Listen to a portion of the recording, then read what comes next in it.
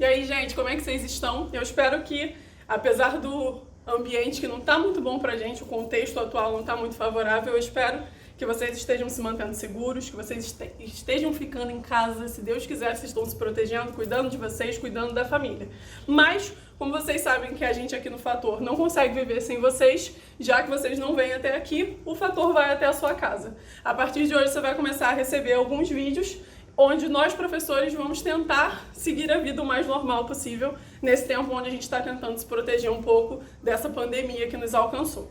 Então, esse assunto que a gente vai tratar hoje está na apostila de vocês no capítulo 10, e a ideia é que a gente possa falar das reações químicas e entender não só esses processos, mas também prever alguns produtos de reação.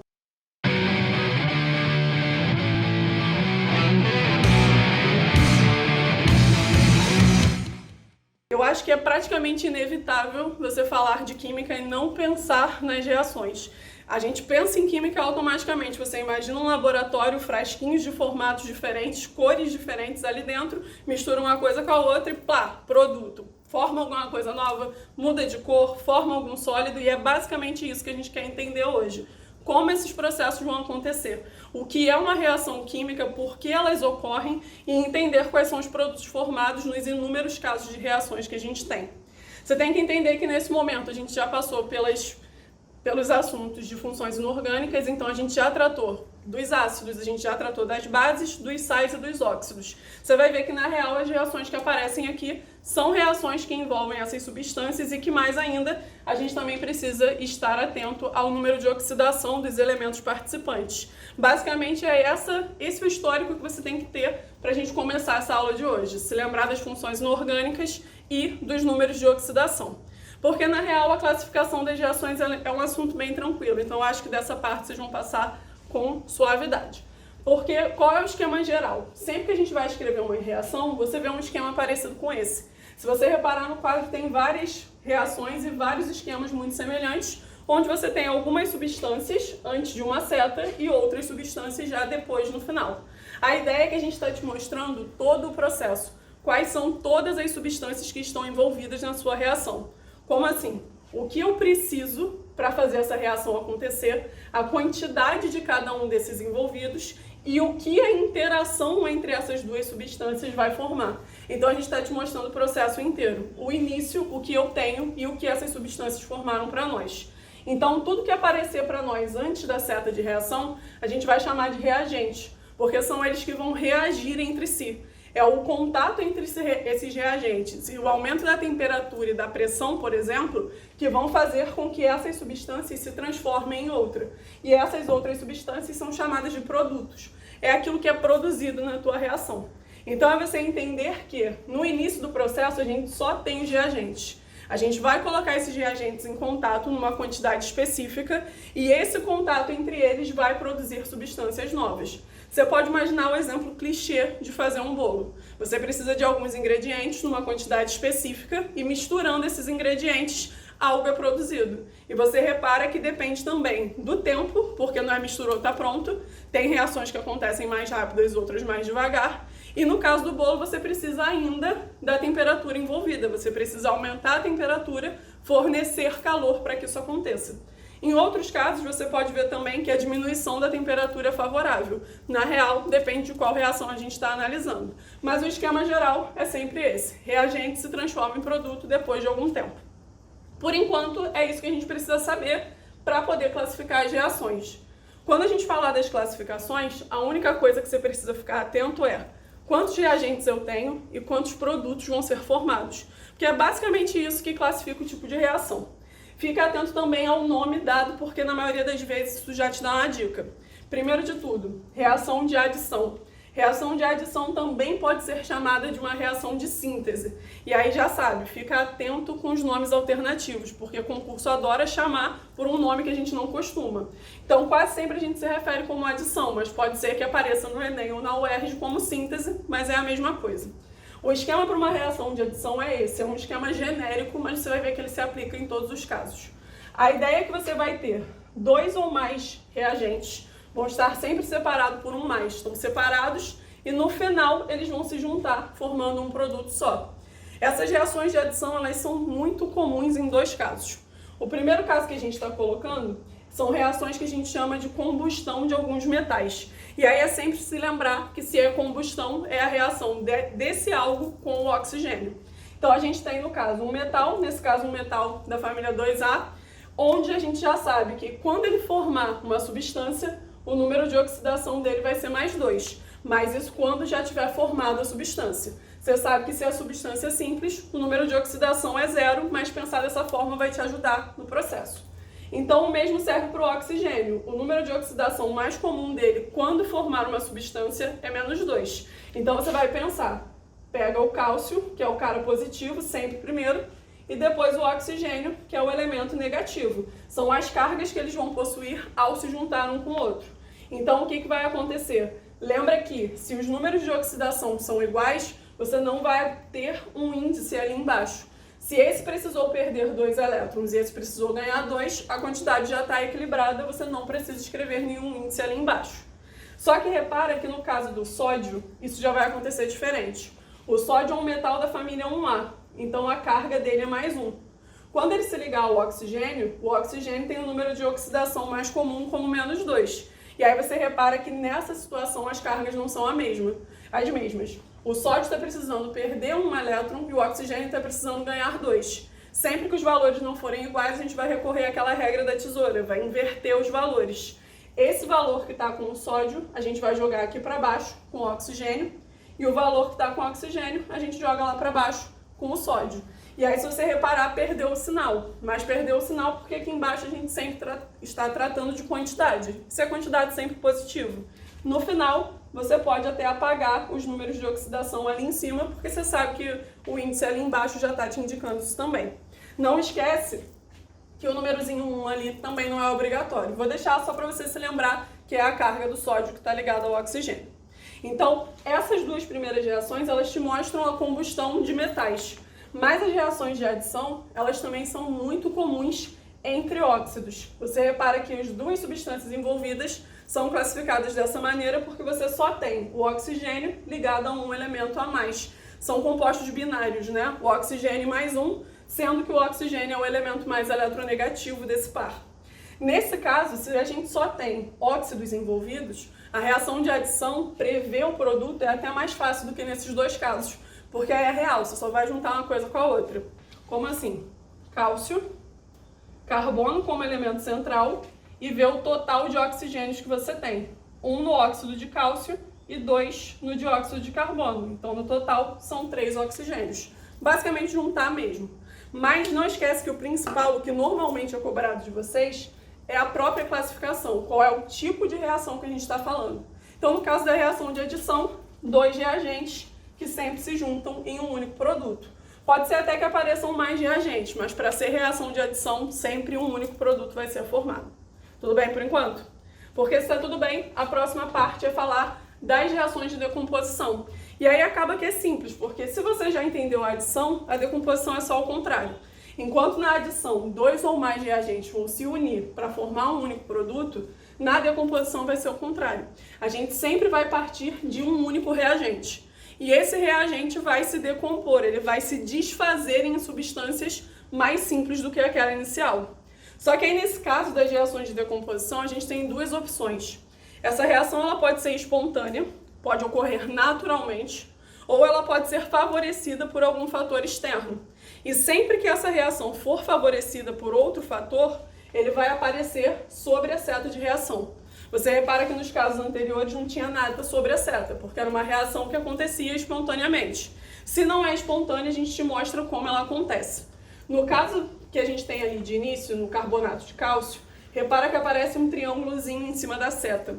Esse delta que está ali, ele indica que é aquecimento. Na verdade, o que você tem que entender é, peguei essa substância e a aqueci.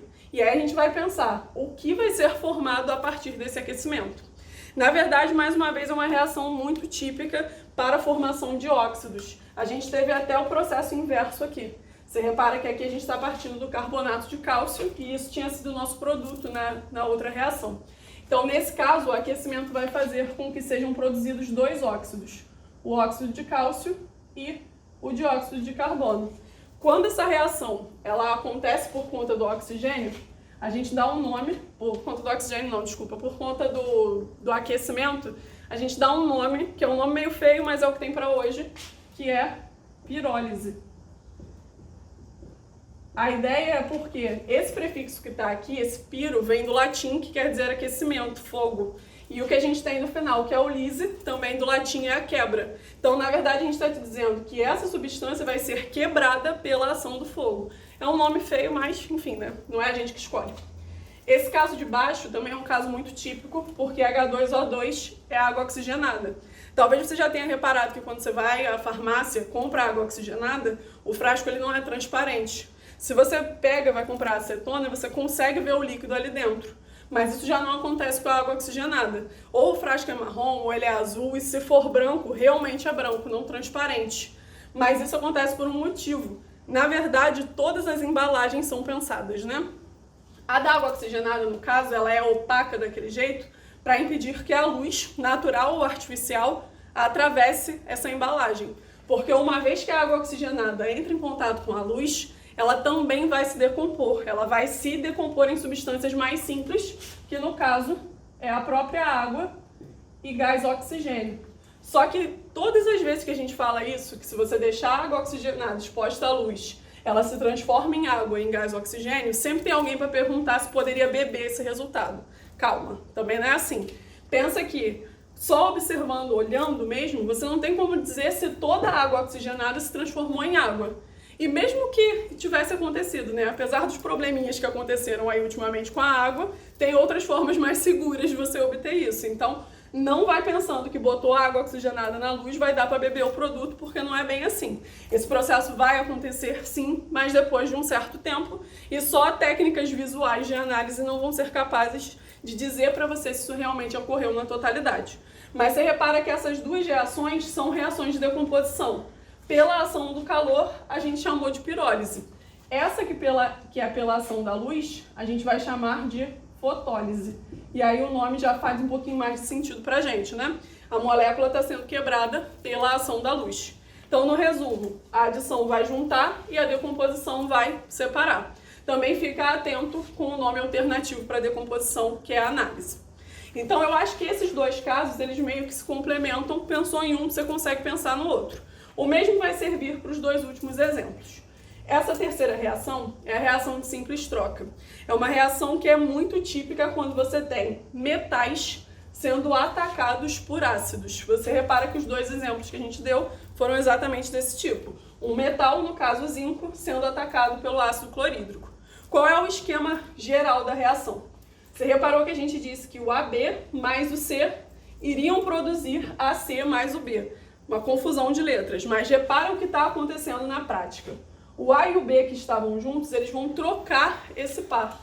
O A vai se ligar com o C, vão ficar juntinhos, e o B, que antes estava como A, vai ficar lá sozinho, forever alone no final. Então, na real, vai trocar a ligação. É exatamente isso que vai acontecer nesses casos. A gente vai ver aqui que o zinco vai se ligar ao cloro. Então, o zinco, que antes estava sozinho, vai se ligar ao cloro. Só que aí você tem que ficar atento de novo ao número de oxidação, porque o zinco, ele é um metal que sempre tem carga mais 2 quando ele está ligado a outros elementos. E o cloro, por ser um halogênio, por estar na família 7A, a carga que ele obtém é menos 1. E aí repara, mais uma vez, os números de oxidação não são iguais. A gente vai ter que fazer o mesmo processo dali e inverter os valores. Então esse 2 que está com o zinco desce para o cloro e o 1 que está com o cloro desce para o zinco. No final, se quiser, apaga os índices que estão lá na parte superior. Então, na hora de fazer isso, é isso que você não pode esquecer. O número de oxidação, senão o seu produto vai estar com os índices errados ali embaixo. Só que ainda falta o hidrogênio, porque a gente percebeu que o zinco se ligou ao cloro e o hidrogênio vai ficar sozinho. Só que aí tem um detalhe. Como o hidrogênio ele não é um metal, ele não pode ficar isolado desse jeito. Para que ele seja estável, de acordo com a regra do octeto, a gente precisa formar uma molécula, que no caso é o gás hidrogênio, H2 nesse caso. Se é metal, pode ficar sozinho. Mas se não for um metal, tem que sempre fazer a molécula para conseguir a estabilidade. Agora, mesma coisa em relação ao ferro sendo atacado pelo ácido sulfúrico. Vou considerar nesse caso que o número de oxidação do ferro vai ser mais 2, mas você já sabe que são duas opções. Como o ferro é um metal de carga variável, ou pode ser mais 2, ou pode ser mais 3. Então, vamos começar pensando do mesmo jeito. O ferro que estava sozinho vai se ligar à parte negativa. Ah, mas agora são 3 elementos, não tem diferença. Esquece o primeiro e todo o restante vai fazer o papel da parte negativa do teu composto. E lembra a história de cruzar as cargas? Se você não souber, você pode fazer o inverso. Pega o valor que está embaixo e joga para cima, que aí você consegue descobrir qual é a carga daquele elemento. Então, se esse 2 está aqui, é resultado da carga do grupamento que está ligado ao hidrogênio. Então, vamos fazer do mesmo jeito. Lembra que a gente falou que está considerando que o ferro vai ter carga mais 2. Então, ele vai se ligar a essa parte negativa, que é o SO4, que tem também carga menos 2. Como os valores são iguais, aí você não precisa cruzar. Termina por aí. E mesma história. Hidrogênio que iria sobrar não pode ficar sozinho. H2 para estabilizar o composto. Certo por enquanto? Então, nesse caso já foram 3. Agora fica mais tranquilo, porque a gente já até tratou das reações dupla-troca quando a gente falou de ácidos e base. Teve um momento onde a gente falou da produção dos sais, que ocorre quando a gente tem a reação de neutralização. Ácido mais base sempre vai produzir sal e água. A reação de dupla-troca é o mecanismo daquela reação. É a forma como a reação vai acontecer. Mas na real vocês já sabem como é. Positivo de um com o negativo do outro, porque sabe que cargas opostas se atraem. Então, por exemplo, o sódio Na está na família 1A, carga dele mais 1. O OH é um grupamento com carga fixa, menos 1. Hidrogênio sempre mais 1, cloro que é halogênio, menos 1. Colocou as cargas, vamos fazer a troca. Positivo de um com o negativo do outro. Então você vai pegar o sódio, que é a parte positiva, e você vai ligar ao cloro, que é a parte negativa. Como os dois valores são iguais, acabou por aí. Por último, a gente vai ver positivo de um com o negativo do outro. Então, H com OH, você já sabe que vai formar a famosa água, H2O, 2 Hs e 1 O, e aí terminou por aí. O que eu queria propor para você é que, pensando no mecanismo de reação, você tentasse, lembrando da aula de reações de neutralização e do que a gente falou hoje, propor o produto formado nesse último caso. Então, o que a gente planejou para falar para vocês hoje era justamente isso, as reações, os tipos variados de reações que vocês podem encontrar e as classificações. Lembra de contar quantos produtos e quantos reagentes estão envolvidos. Uma dica para finalizar. Às vezes vocês confundem a simples troca com a dupla troca, porque aparecem 2 reagentes e 2 produtos em ambos os casos. Para diferenciar, é só lembrar que na simples troca, como o próprio nome já está dizendo, tem que aparecer uma substância simples.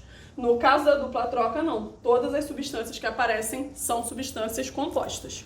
Então, para hoje, era basicamente isso. Eu espero que essa aula possa ter te ajudado e que a gente possa também evoluir o raciocínio a partir daí. Porque o que a gente vai fazer depois desse raciocínio é pensar justamente no balanceamento das reações. Se você olhar, nenhuma das reações, ou a maior parte delas, não foram balanceadas. Mas é porque a nossa intenção é tratar do balanceamento de forma separada. A gente vai pensar em próximos encontros, no balanceamento por método de tentativas e depois pelo método de óxido e redução. Hoje, basicamente, era entender qual era o produto formado, depois a gente pensa nas quantidades. Eu espero que vocês continuem estudando, continuem focados. Eu sei que o momento está difícil, mas foca no que é bom. Esse momento vai passar, em algum momento vai chegar a sua prova do vestibular e você vai estar preparado, porque a gente vai estar aqui com você esse tempo todo. Fiquem bem, fiquem seguros. Um beijo e bons estudos.